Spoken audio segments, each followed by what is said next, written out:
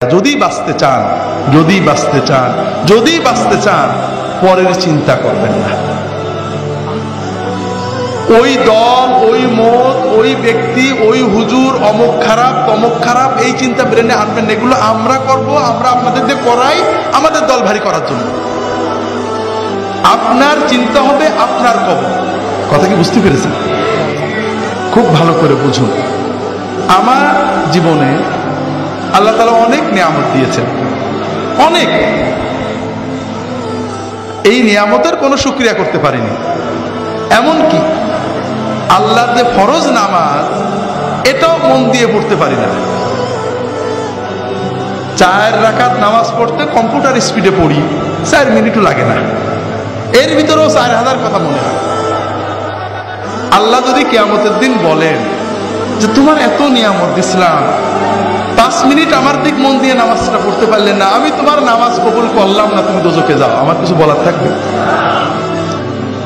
এমন কোন আমল কি আমাদের আছে যে বলতে পারবো আল্লাহ তুমি এটা নিতেই হবে?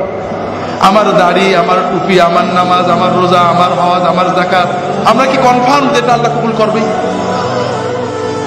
আমার না হলে আপনারা তো কনফার্ম নাকি? তো এই যদি আমাদের অবস্থা হয়, তাহলে কোন সাহসে আমরা অন্য মুসলমানের চিন্তা করি? ভাইরা, অন্য মুসলমানের চিন্তা করবেন না। যখন 5 জনে এক জায়গা হবে, নিজেদের কথা চিন্তা করবেন। পরের ভিতর আলোচনা না, ভাই কি অবস্থা, আরে ভাই বলো না, নামাজটা ঠিক করে পড়তাম, মন বসে না, দোয়া করো, ছেলে মেয়েগুলো ভালো করে পালন করতে পারছে না, দোয়া করো। নিজেদের ইমান আমল নিয়ে চিন্তা করবেন, পরের না। ভাইরা, আমরা পরের আলোচনা কেন করি? কারণ কবরে গেলে সর্বপ্রথম মুনকার নাকির আমাদের প্রশ্ন করবে যে তোর প্রতিবেশী জামাত ইসলামের দাড়ি ছোট ছিল কা, তোর পড়শি তবলিগের লোকজন কেন বাইরে গেছিল, তোর প্রতিবেশী অমুক পিসেব কেন খারাপ ছিল, ঠিক না? এই প্রশ্ন করবে। হাজরিন, নিজের কবরের চিন্তা করেন, নিজের হাসরের চিন্তা করেন। নিজে যতটুক করতে পেরেছি, যদি মনে করেন ভালো আমল করছি, তাহলে আল্লাহর কাছে দোয়া করেন।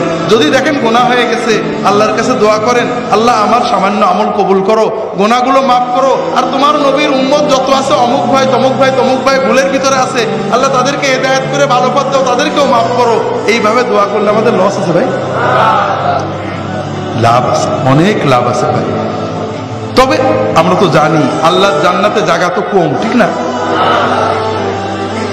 যদি ফুরফুরার মুরিদরা সব ঢুকে যায়, তাহলে তো আর তবলিগেরা চান্স পাবে না, ঠিক না? যদি জামাত ইসলামরা জান্নাতে যায়, চরমুনে আলে তো তা জায়গা হবে না, কম পড়ে যাবে, ঠিক না? হাজরিন, আল্লাহর জান্নাত অনেক বড়। ওয়াসারিউ ইলা মাগফিরাতিম মির রাব্বিকুম ওয়া জান্নাতিন আরদুহাস সামাওয়াতু ওয়াল আরদু উইদ্দাত লিল মুত্তাকিন।